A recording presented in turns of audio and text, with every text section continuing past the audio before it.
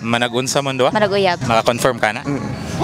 Pila na ka bulan o tuig ning relasyon? 7, 8. Anong di ka sure? Di kay, within those 8 years kay bulag balik man. Ah, okay. Di ka pila na pod ang bulag ug balik. Kaupat. Isa may nakigbulag. Ako. Ah, may kikigbulag, gibalikan pa nimo ni.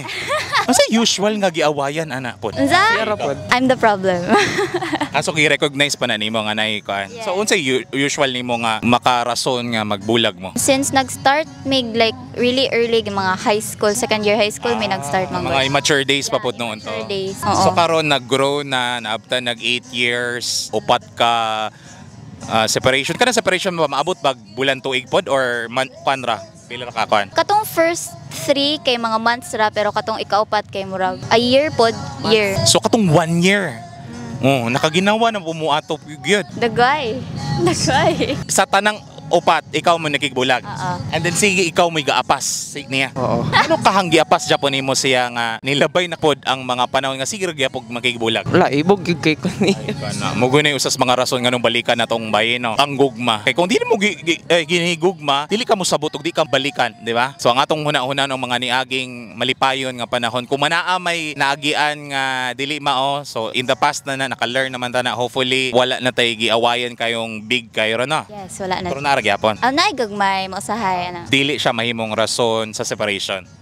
Dili. Pwede na to balikan ginagmay kung asa gasugod ni way back high school days pa ni. Yes, grade 8. So kanang mga panahon na unsa man tago-tago pa na nga relasyon pa. Well, nag-start jud like crush na gani. And ako jay ni pursue niya. Ay ikaw di ay.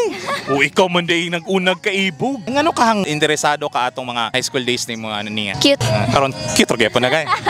Cute gyapon. And then personally ni ingon gyud ka nga naka-crush ka or gapakita ra kag motibo anana. Both kay same like pareha mig murag giapilan atom ni apil mig band. Oh, okay. Ni apil kog band kay naa siya sa band. Ah, okay. Nag-start og talk, then naibog siya nako. Uy tinuod ra. Oo.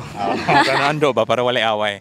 And then so mga usang grade na nang muraog nagsugda na naibog siya nimo. Kung dagay, nas mga grade 9 kay dito naman like ni start og approach siya nako jud with like motives jud nga makig-uyab. And then open na mo ana sa inyong mga ginikanan pod. Yeah, legal. Na legal mi dito. Okay, nulo mo tay binuang nga gibuhat pod no. Pure mo po ni nga gugmang-gugmang gud bisag batanon pa hantud nabot mo aning kahimtangan karon no. And then in the past 8 years, unsa kay na-learn ninyo sa usag-usa? This guy is a very introverted, pessimistic, Oh. cute, dili masugo manghugas. Oh. Pero tigil ang panghugas na. Daghan na kayo kung nahibalaan about him and ever since katong nagbulag gani mi like for 1 year una jud ko nga every time mag-away mi never jud mo think about bulag diretso gani. Out of kuan magwanam no kanang sa imong kaisog dagay sa feelings nimo. Ningon mo sila kung sobra kas kaisog o sobra kas kakalma, dili ka dapat mo hatag og decision dayon, Yes, di ba? like wrong decisions yun ang outcome ana basta sobra kas kaisog o sobra kas kakalma. Dapat yun imong una-unaon mayo. Kaya ang outcome ana imo ra pong mahayan. Yes. True. Ikaw ka unsay na katuonan nimo in the past 8 years sa relasyon? Ambot. Oh, napudo kayo ng tiguhan. Paano siya wala lawan siya gamay no? Hala sige, ato na lang pangayuag mensahe sa sagusa. Nako niya. Nako, pwede po. Oh, niya. Magtinarong ka sa pagpangita ni mong trabaho. Hopefully walay dakong away in the future. Kung manaan maatog yung ibutang sa una laging mukalma sa tanaw. Then communicate po jud. Sige, mensahe ni man niya. Kuhan ka ng matarong niya yung pag-eskwela. Magamping po siya sige sa pag-uli. Oh, imay, I love you. I love you po na guys. I love you so much. Sige, I love you na. Sige, I love you. Sanal. Amping Mandawa. Thank you.